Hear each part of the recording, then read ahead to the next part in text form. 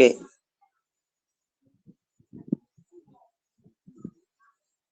Dear students, ee roju nunchi we will start revision because we have completed our syllabus. We will start revision. Revision lo మీ దగ్గర ఎలాగ test papers ఉన్నాయి. Just నేను I will go through some topics. I will show the notes in Telugu medium, but I will explain in both media. Okay, జాగ్రత్త వింటే చాలు. తర్వాత ఇంటికి మీరు మీ బుక్స్ ఓపెన్ చేసుకొని మీరు చూడొచ్చు.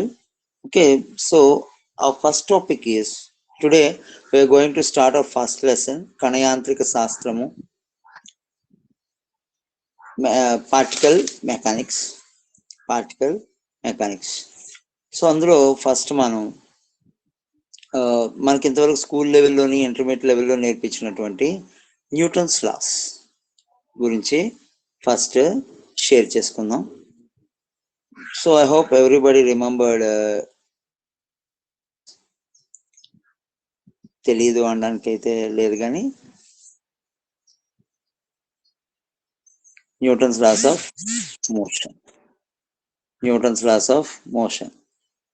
లాస్ ఏం చెప్తున్నాయి?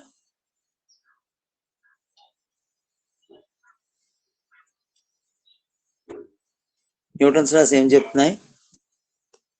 న్యూటన్స్ ఫస్ట్ లా, న్యూటన్ మొదటి నియమం ఏం చెప్పారంటే, బాహ్య బలం ఏది పనిచేయనంత వరకు నిశ్చల స్థితిలో ఉన్న వస్తువు అదే స్థితిలోను, సమ వేగంతో రుజు మార్గంలో ప్రయాణించే వస్తువు అదే వేగంతో ఉంటాయి అని చెప్పాడు. So Newton's first law is stated like this: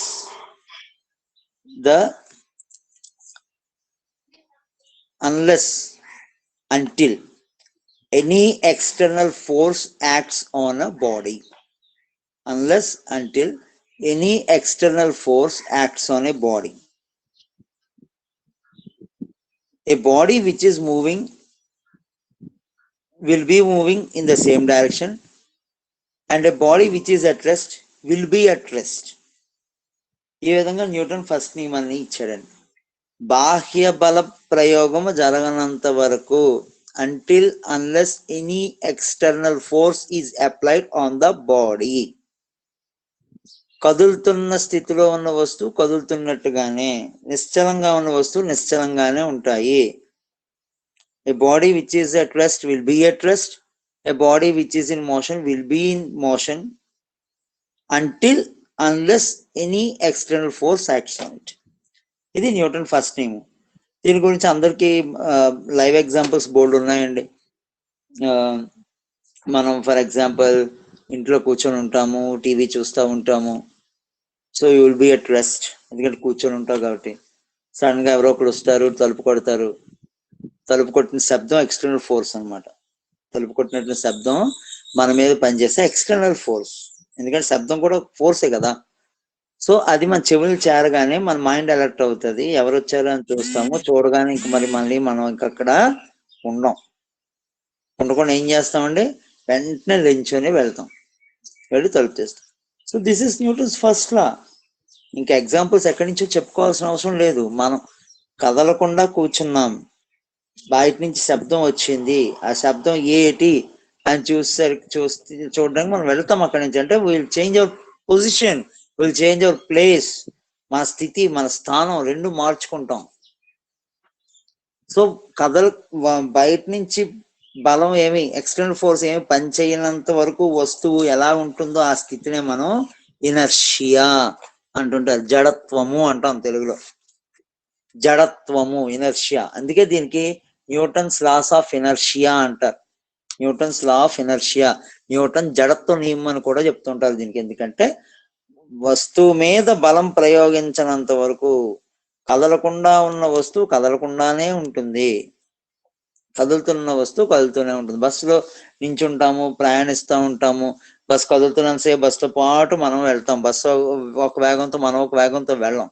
bus sudden brake వేస్తే మనం వెంటనే ఆగిపోం, మన పాదాలు ఆగిపోతాయి. ఎందుకంటే బస్సుతో టచ్ అయి ఉన్నాయి కాబట్టి మన పాదాలు ఆగిపోతాయి.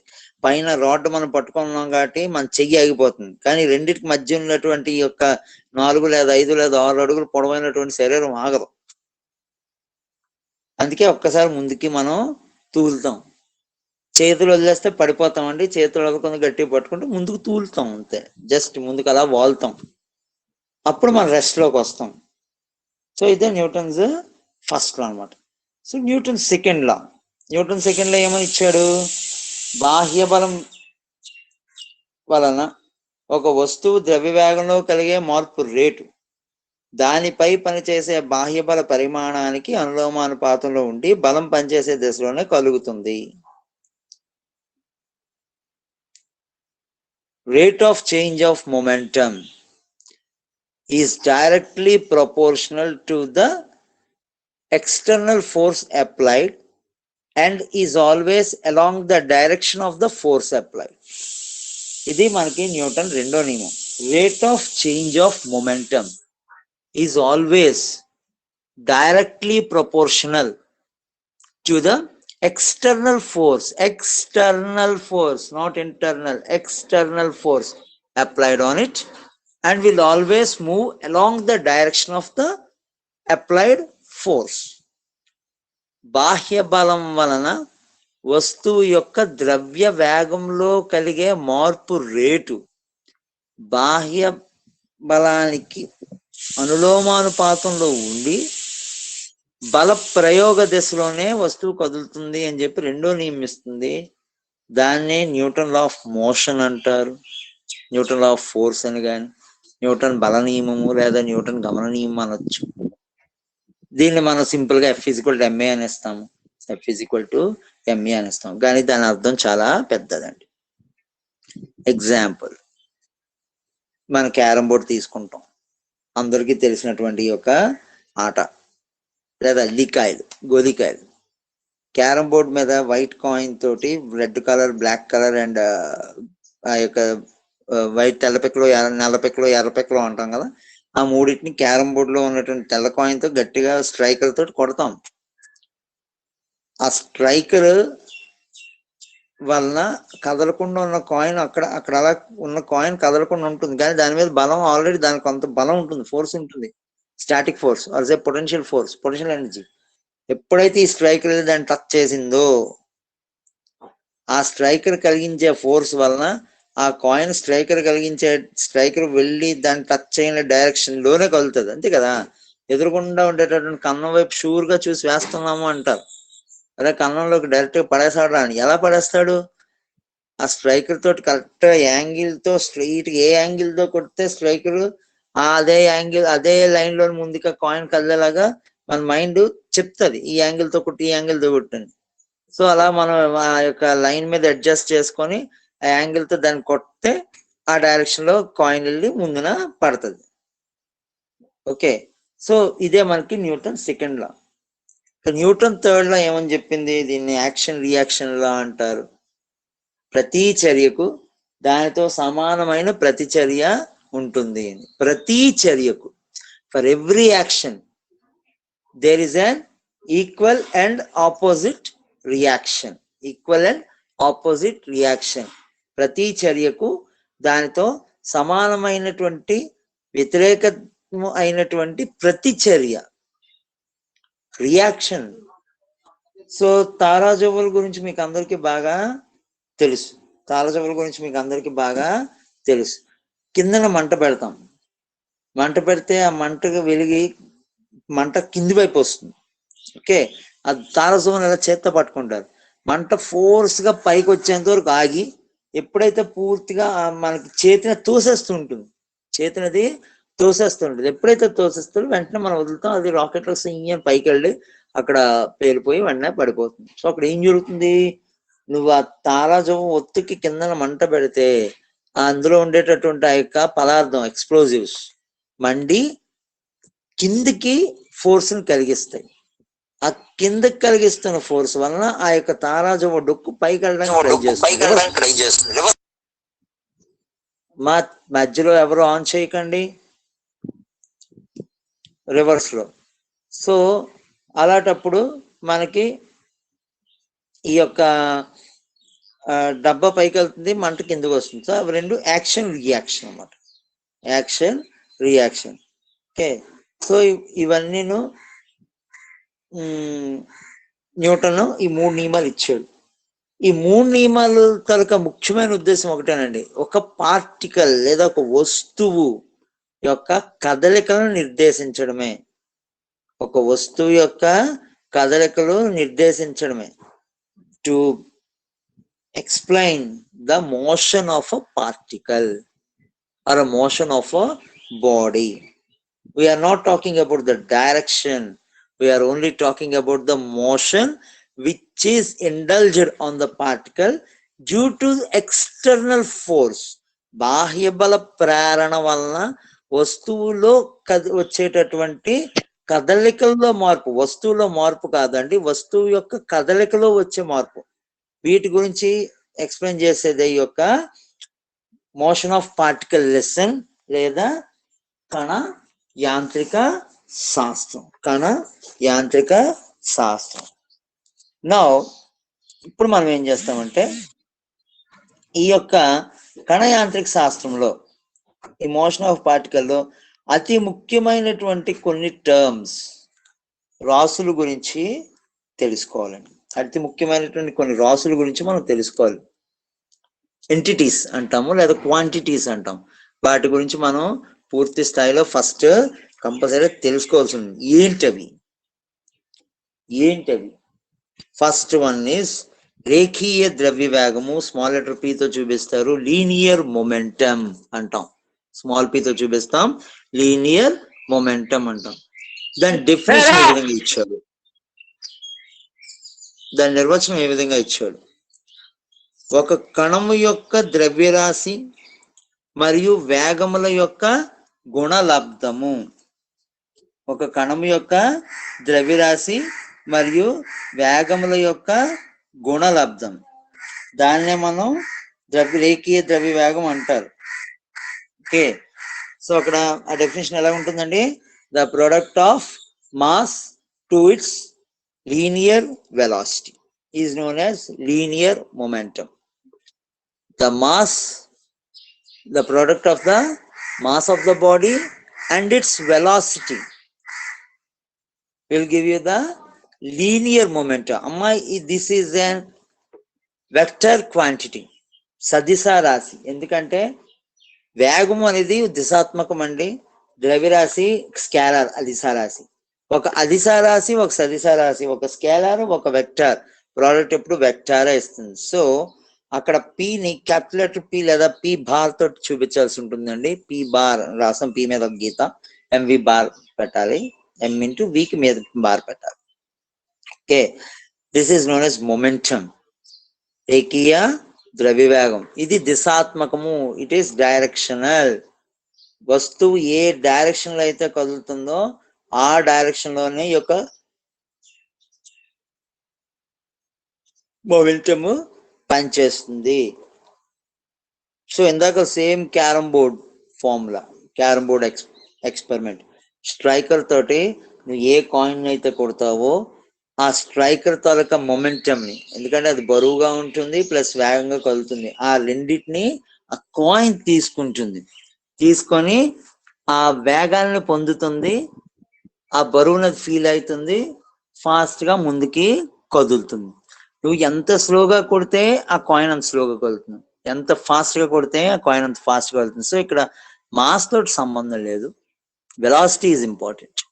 The more the velocity, the more the momentum of the body. బరువైనటువంటి వస్తువు తక్కువ వేగంతో కదులుతుందండి, తేలికపాటి వస్తువు ఎక్కువ వేగంతో కదులుతుంది. ఇది యూనివర్సల్ ట్రూత్. Universal truth. తక్కువ బరువు ఉండేది ఎక్కువ వేగంగా కదలగలదు, ఎక్కువ బరువు ఉండేది తక్కువ వేగంతో కదులుతుంది. జగమెరిగినటువంటి సత్యం. సో మొమెంటము పెద్ద బాడీకి నువ్వు ఎక్కువ వేగం ఇవ్వగలిగినా ఫాస్ట్ గా కదల్చొచ్చండి, చిన్న బాడీకి కొంచెం తక్కువ వేగం ఇచ్చినా ఫాస్ట్ గా కదల్చొచ్చండి. ఎక్కువ వేగం ఇస్తే బాగా ఫాస్ట్ కదులుతుంది, కొంచెం తక్కువ వేగం ఇస్తే కొద్దిగా స్లోగా కదులుతుంది.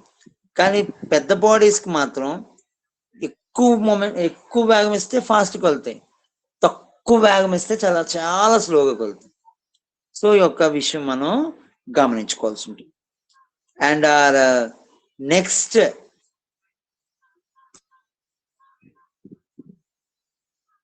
and our next one,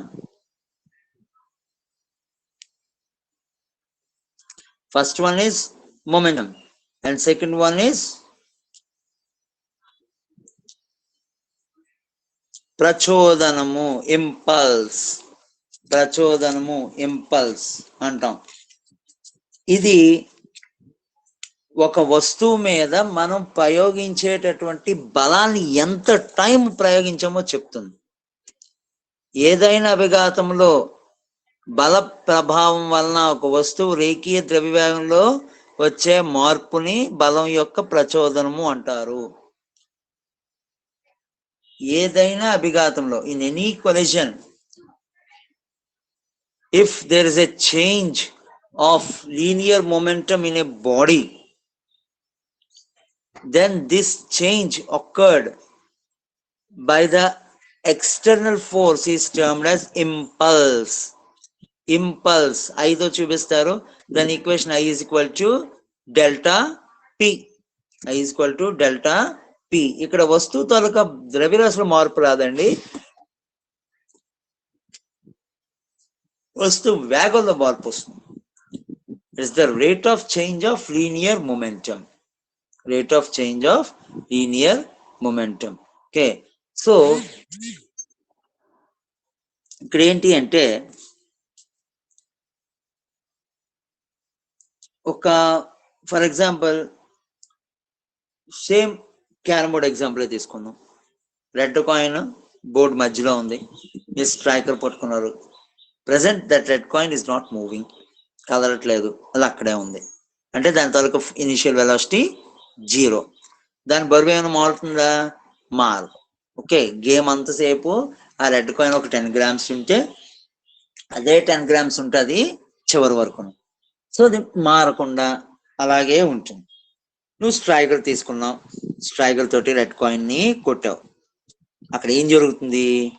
coin చిదిగిపోవట్లేదు కదా, కాయిన్ ముందుకి కదులుతుంది. అంటే ఇట్ గెయిన్స్ వెలాసిటీ, వేగాన్ని అది పొందుతుంది.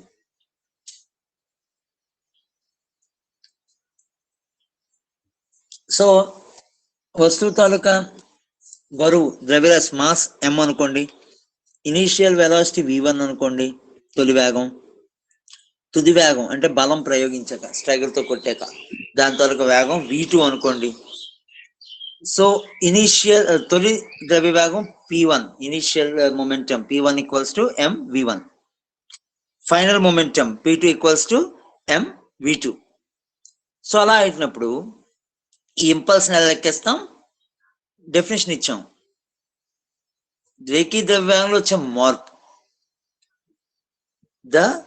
the difference between the momentums of the body by applying the external force, or the change of momentum. So change of momentum will be calculated from crossing out, or say by subtracting the initial momentum with the final momentum. Okay, so delta P impulse is equal to P2 minus P1. Final momentum ఎక్కువ, initial momentum తక్కువ కాబట్టి P2 minus P1. So M into V2 minus V1. Okay, so దీన్ని ఈ విధంగా చేస్తే impulse formula is equal to delta P లేదా F delta T అంటారండి. F is equal to MA సూత్రం, F is equal to MA formula నుంచి A is equal to V/T² కదా. So ఆ ఫార్ములా నుంచి కడితే F డెల్టా T అని వస్తుంది, FT అని వస్తుంది.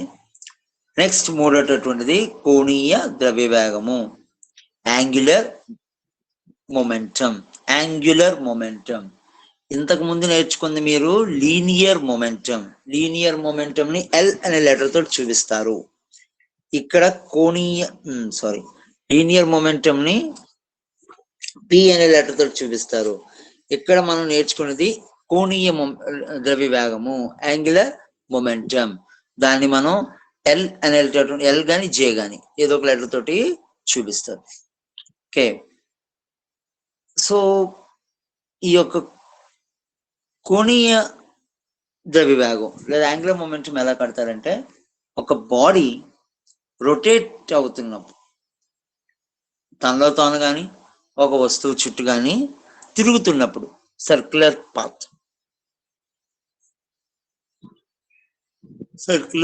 పాత్ వృత్తాకార మార్గంలో వస్తువు చుట్టూ తిరుగుతున్నప్పుడు ఏ పాయింట్ దగ్గర అయినా సరే మనం ఆ వస్తువుకి ఒక ఫిక్స్డ్ యాంగిల్లో ఒక స్థిరమైనటువంటి దిశలో కొంత రేఖీయ ద్రవ్యవేగం, కొంత లీనియర్ మొమెంటం ఉంటుంది. ఆ లీనియర్ మొమెంటంని ఆ వస్తువు ఏ యాక్సిస్ చుట్టూ తిరుగుతుందో, ఫర్ ఎగ్జాంపుల్ రౌండ్గా తిరుగుతున్నప్పుడు వస్తువుకి ఎంతో కొంత సెంటర్ ఉంటుంది కదండి, ఆ సెంటర్ నుంచి కొంత దూరంలో బాడీ తిరుగుతుంటుంది రౌండ్గా, అందుకు మనం వస్తువు రౌండ్గా తిరుగుతుందని చెప్తాం. ఆ సెంటర్ కూడా దూరం ఆరు అనుకుంది. ఈ ఆరు మరియు పి ఈ రెండింటి తాలూకా సదిశా లబ్ధం vector product will give you the angular momentum and its direction is perpendicular to the plane containing R and P. ఈ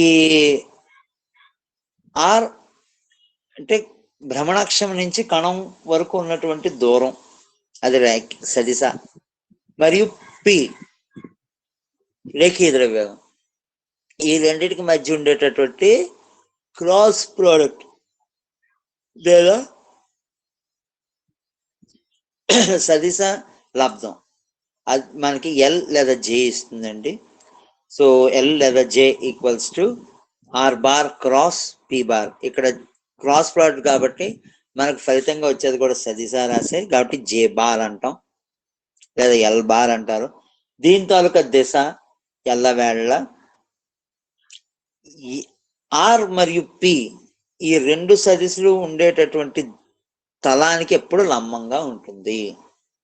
The direction of J bar will always be such a way that it is always perpendicular to the plane containing R and P. Okay, దీన్నే మనం రేఖీయ ద్రవ్యవేగం యొక్క భ్రామకము అని కూడా మనం పిలుస్తాం. రేఖీయ ద్రవ్యవేగం యొక్క భ్రామకము అని. అంటే మొమెంటమ్ ఆఫ్ లీనియర్ మొమెంటం అంట. మొమెంటమ్ ఆఫ్ లీనియర్ మొమెంటం అని ఇంగ్లీష్ లో అంటుంటాం. ఓకే, ఇది ఎప్పుడు ఒక మిథ్యా సదిశ. It's an imaginary vector. Okay, so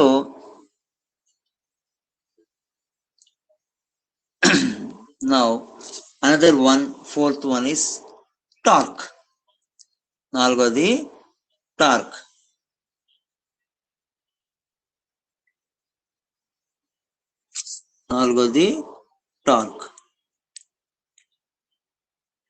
so ఈ టార్క్ అంటే ఏంటి? ఏదైనా ఒక అక్షం పరంగా ఓ బలం యొక్క భ్రామకాన్నే టార్క్ అంటారు. It is defined as the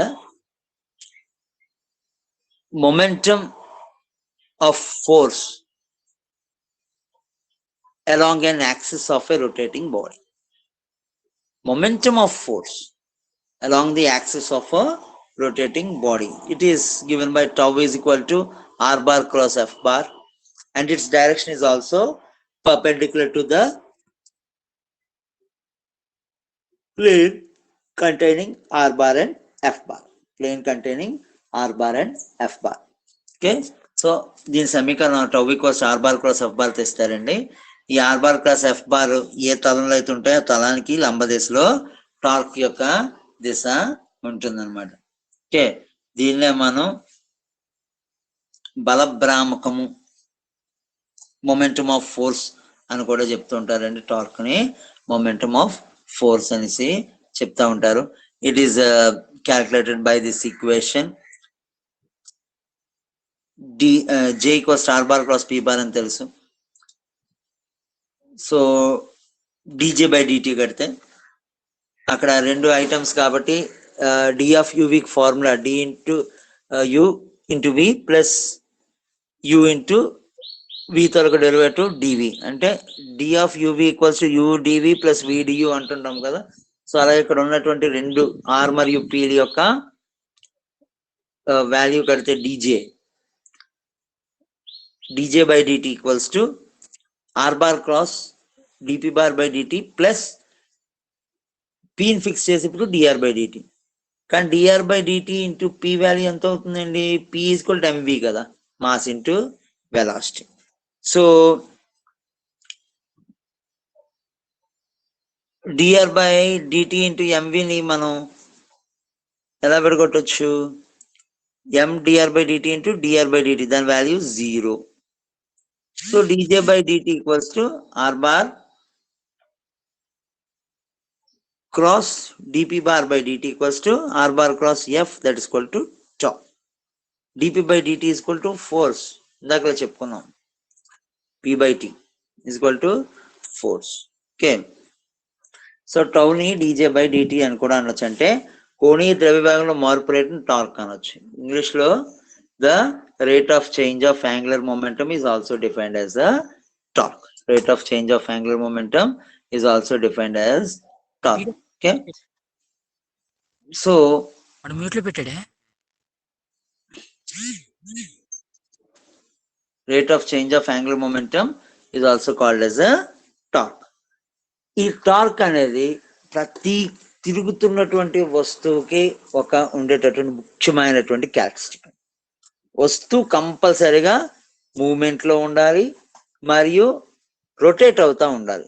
it may be rotation or revolution along an axis. So torque మనం డిఫైన్ చేయాలంటే కంపల్సరీగా బాడీ ఎప్పుడు మూవ్ అవుతూనే ఉండాలన్నమాట. ఎందుకండి, ఇప్పుడు మన ఇళ్లలో వాడేటటువంటి వెట్ గ్రైండర్స్, మిక్సీలు, ఇవన్నీ ఈ యొక్క టార్క్ ఎగ్జాంపుల్ మీదే పనిచేస్తాయి. అందులో ఎంత మొత్తంలోని ఆ యొక్క పిండి అది గోధుమలు అవన్నీ వేస్తాము, వాటి పేస్ట్ చేయడానికో లేకపోతే గ్రైండ్ చేయడానికో, అదంతా పూర్తిగా ఈ యొక్క టార్క్ అనే కాన్సెప్ట్ మీద డిపెండ్ అయ్యే ఆ యొక్క జాడీలను కానీ ఆ వెట్ గ్రైండర్ తాలూకా పెద్ద స్టీల్ ఛాంబర్స్ కానీ తయారు చేస్తారు అన్నమాట. పెద్ద స్టీల్ ఛాంబర్స్ కానీ తయారు చేస్తారు. ఓకే, సో బాహ్యమైన టార్క్ ఏది వస్తువు మీద పని చేయనప్పుడు ఆ వస్తువు యొక్క కోణీయ ద్రవ్యవేగం ఎప్పుడు మారకుండా ఉంటుంది.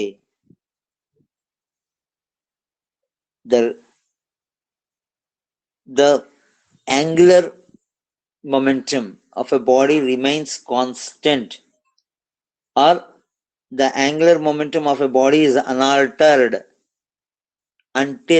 unless external torque is applied on it. The angular momentum of a body is unaltered or remains constant unless external torque is applied on the body. బాహ్యమైనటువంటి టార్క్ ఏది ఒక వస్తువు మీద పని చెయ్యనప్పుడు ఆ వస్తువు యొక్క కోణీయ ద్రవ్యవేగం ఎల్లవేళ స్థిరంగా ఉంటుంది. దీన్నే కోణీయ ద్రవ్యవేగ నిత్యత్వ నియమం అంటారు. This definition is also known, this definition is known as the conservation of angular momentum.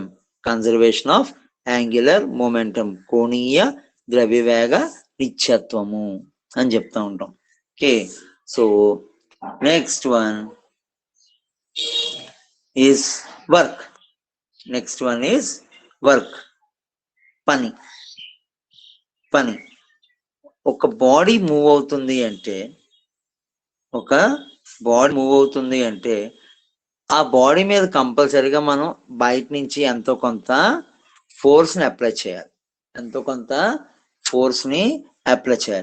ఆ ఫోర్స్ ని అప్లై చేయడం వలన ఆ యొక్క బాడీలోని మూవ్మెంట్ వస్తే, కదలికలు వస్తే, అప్పుడు మనం ఆ బాడీ మీద వర్క్ లేదా పని జరిగింది అనేసి చెప్తా ఉంటాం. సో ఇక్కడ మీరు గుర్తుంచుకోవాల్సిన విషయం ఏమిటి అంటే, ఒక బాడీ పని చేస్తుంది అంటే ఆల్రెడీ దాని మీద బయట నుంచి కానీ లేకపోతే బాడీ లోపల కానీ ఎంతో కొంత ఫోర్స్ కంపల్సరీగా దాని మీద ఎఫెక్ట్ అయి ఉండాలి. ఎంతో కొంత ఫోర్స్ దాని మీద కంపల్సరీగా ఎఫెక్ట్ అయి ఉండాలి. అప్పుడు కానీ ఆ వస్తువు ఏది పని చేయదు. ఫ్యాన్ తీసుకోండి, టీవీ తీసుకోండి, ఫ్రిడ్జెస్ తీసుకోండి, ఎగ్జాంపుల్స్ కింద అవి తీసుకున్నా పర్వాలేదు. అవి ఏం చేస్తాయి? అవి పని చేయాలి అంటే నువ్వు ఎక్స్టర్నల్ ఫోర్స్ అయినటువంటి ఏమి ఇవ్వాలి మనం? Electricity, current. సో కరెంట్ ఇచ్చేంత వరకు ఫ్యాన్ కానీ లైట్ కానీ ఏవి పనిచేయదు. అలా మూలన కూర్చుంటాయి, అలాగా మూలన కూర్చుంటాయి. సో వాటి చేత పని చేయించాలి అంటే ఫ్యాన్ తిరిగితే ఏమొస్తుందండి? గాలి వస్తుంది. బల్బు వెలిగిస్తే ఏమొస్తుందండి? ఈ రూమ్ అంతా కనిపిస్తుంది. ఇలాగా ఏదైనా ఒక వస్తువు చేత పని చేయించాలి అంటే బయట నుంచి మన వస్తువుకి ఏదో కొంత బలాన్ని ఇవ్వాలి, ఫోర్స్ని ఇవ్వాలి. ఆ ఫోర్స్ని ఇస్తే తప్ప వస్తువు పనిచేయదు. మనిషి శుభ్రంగా తిరగాలి అంటే మనిషికి మనం ఇచ్చేటువంటి ఫోర్స్ ఏంటి? ఫుడ్, భోజనం, తిండి. తిండి లేకపోతే మనిషి నీరసించిపోతాడు, పడిపోతాడు. మనిషే కాదని ఏ జీవి అయినా అంతే. సో అక్కడ తిండి అనేది మనకు కలిగేసి ఇంజెక్ట్ చేయబడుతున్నటువంటి ఫోర్స్. ఆ ఫోర్స్ వల్ల మనం ఒక దగ్గర కూర్చోకుండా అటు ఇటు కదులుతూ ఉంటాం. అంటే మన యొక్క డిస్ప్లేస్మెంట్ ఆర్ సే డిస్టెన్స్, మన యొక్క కదలికలు, స్థానభ్రంశము అంటామండి తెలుగులో. ఆ స్థానభ్రంశము కనిపిస్తుంది. సో ఈ విధంగా పని అనేది ఏంటి అంటే ఒక వస్తువు మీద బలం పనిచేస్తే ఆ బల ప్రయోగ స్థానభ్రంశం చెందితే అప్పుడు ఆ బలం పని జరిగింది అని చెప్తారు అని చెప్పాం. The work is done on a body is said to be, or say the work is said to be done on a body or by a body when there is a change of its place, or say bracket lo displacement, when external force is acted on it. ఇది పనికి ఉండేటటువంటి సాధారణమైనటువంటి definition. So ఈ definition ప్రకారం పనికి equation ఎలాగ ఇచ్చారు చూడండి. W equals to integral R1 R2 F dot dr. R అనేది స్థానభ్రంశము, డిస్ప్లేస్మెంట్. F అనేది దాని మీద పనిచేసే బలము. ఇక్కడ dot product which gives only a scalar quantity. Dot product ఉంది కాబట్టి, బిందు లబ్ధం ఉంది కాబట్టి అది ఎప్పుడు అది సారాసే ఇస్తుంది. పని పాజిటివ్ అని ఎప్పుడు చెప్తాము? When work is set to be positive,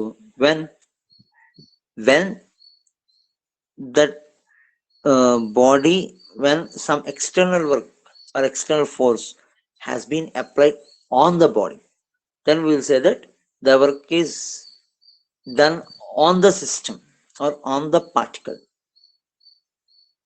If the particle itself exerts force in the surroundings, if the particle itself exerts some force on the surroundings, then we will say that the work is done by the system. The work is done by the system. So like this, we will say this positive work and negative work. వస్తువు యొక్క పని రుణాత్మకం అంటే ఏంటి? వస్తువు బలానికి వ్యతిరేకంగా పనిచేసింది అని అర్థం. ఓకే, వస్తువు పని ధనాత్మకం అంటే అర్థం ఏంటి? వస్తువు మీద పని జరిగింది అని అర్థం. వస్తువు మీద కొంత పని జరిగింది అని అర్థం. So okay, in the next class we will deal about the other important aspects of this particle mechanics. మరికొన్ని నిర్వచనాలు, వాటి తాలూకు అర్థాలు, వాటి యొక్క వివరణ వచ్చే తరగతిలో నేర్చుకుందామండి రేపు. Okay, thank you one and all. Sir చెప్పమ్మా. థ్యాంక్ యూ అన్నాను సార్. ఏం లేదు సార్. ఓ ధనలక్ష్మియా? పూజారి ప్రియాంక మేడం ఏం చేస్తున్నారు? చెప్పమ్మా.